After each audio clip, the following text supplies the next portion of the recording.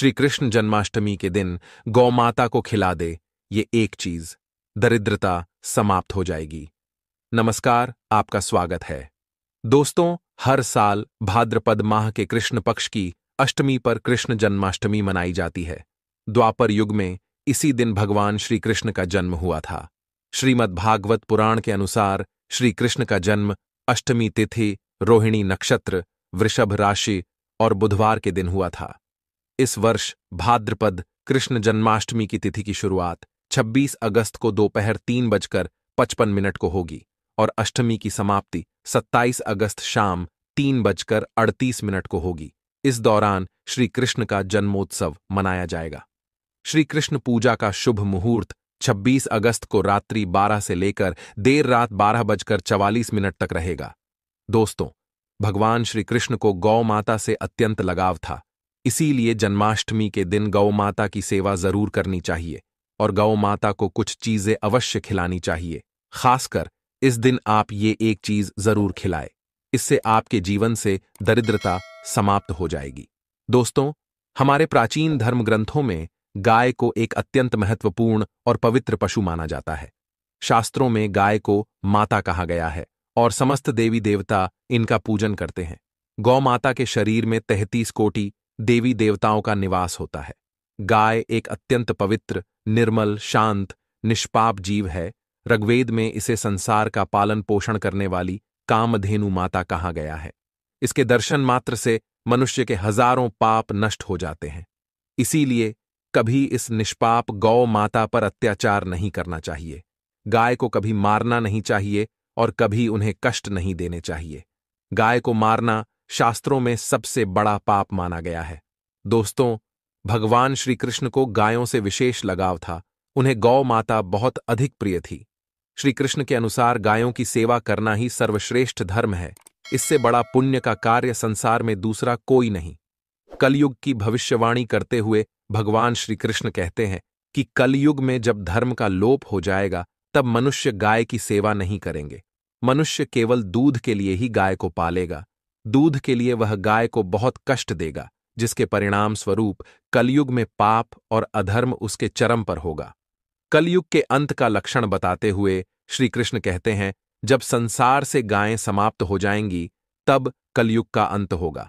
जो मनुष्य कलयुग में भी गाय की निस्वार्थ भाव से सेवा करेगा वह सुख समृद्धि प्राप्त करेगा। जो स्त्री रसोई में बनी पहली रोटी गौ माता को खिलाएगी वह सदा सुहागिन और सौभाग्यशाली रहेगी। जो लोग अपने घर में गाय से प्राप्त पंचगव्य को घर में रखेगा उसके घर में कभी दुख दरिद्रता नहीं आएगी।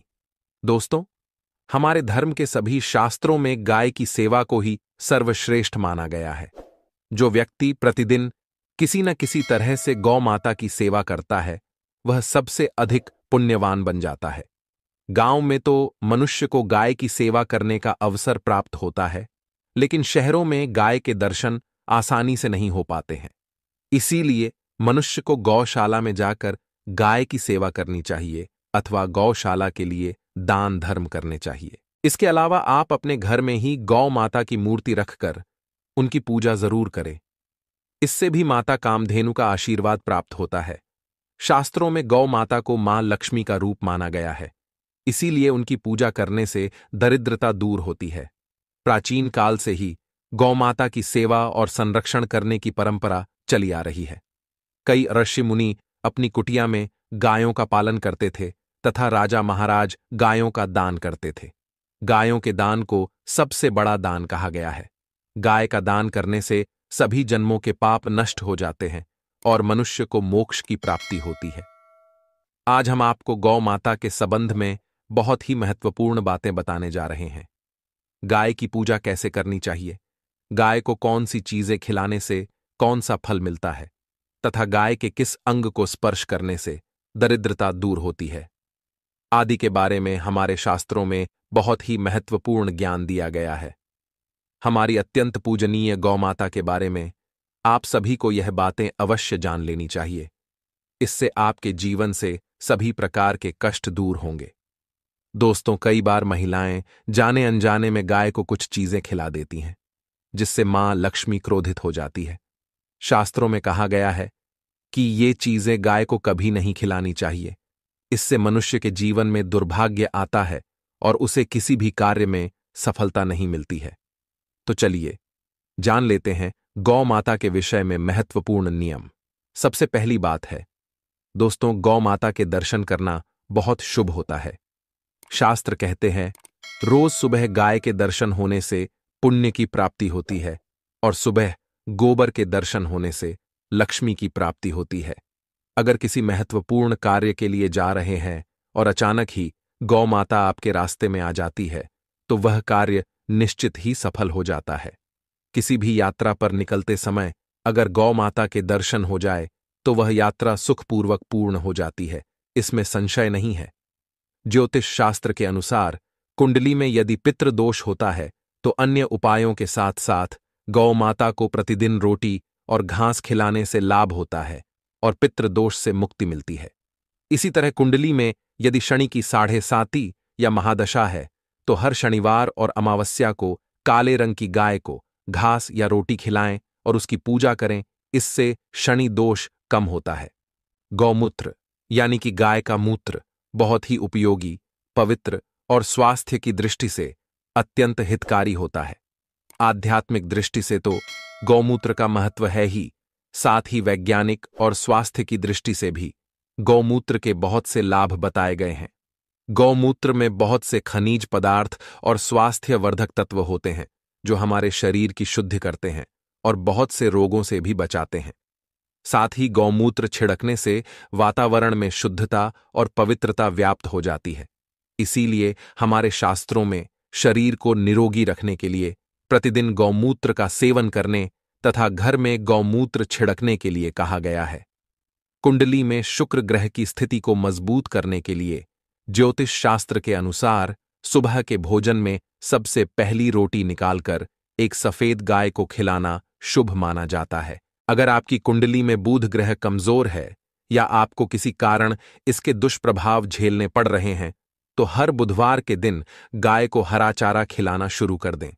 इससे बुध से जुड़े दुष्प्रभाव दूर होंगे और आपको तमाम समस्याओं का हल मिल जाएगा।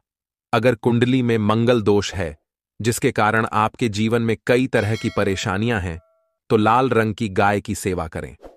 मंगलवार के दिन गाय का पूजन करें और उसे गुड़ और चने आदि खिलाएं। बृहस्पति ग्रह को जीवन के सभी मांगलिक कार्यों का कारक माना जाता है। ऐसे में अगर किसी व्यक्ति के जीवन में विवाह आदि मांगलिक कार्यों में विघ्न निर्माण हो रहे हैं तो उन लोगों को कुंडली में बृहस्पति ग्रह की स्थिति को मजबूत करने के लिए रोटी पर गुड़ और चने रखकर गाय को खिला देना चाहिए। इससे आपको शुभ परिणाम प्राप्त होते हैं।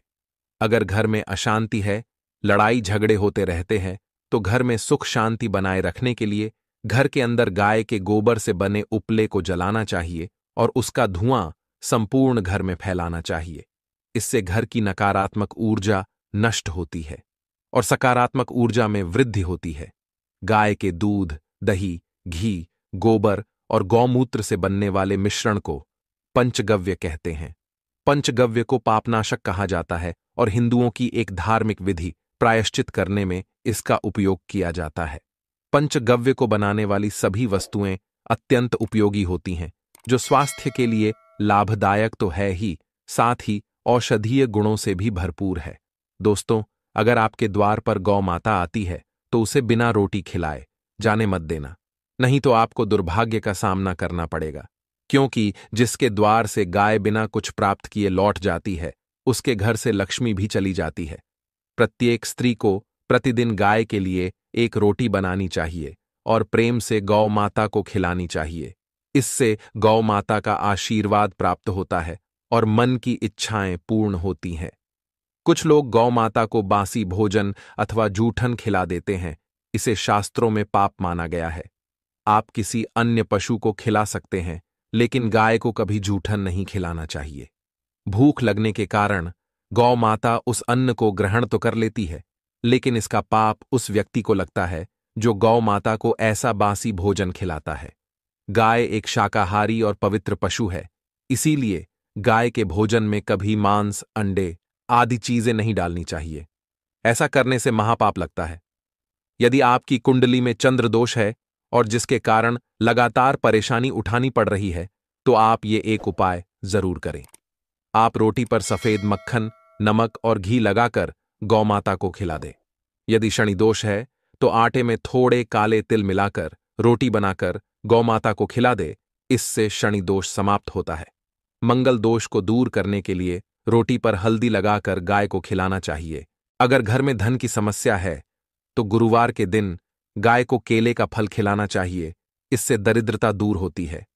दोस्तों, गौ माता के पीठ पर एक उभरा हुआ कूबड़ होता है। उस कूबड़ में सूर्य केतु नाड़ी होती है।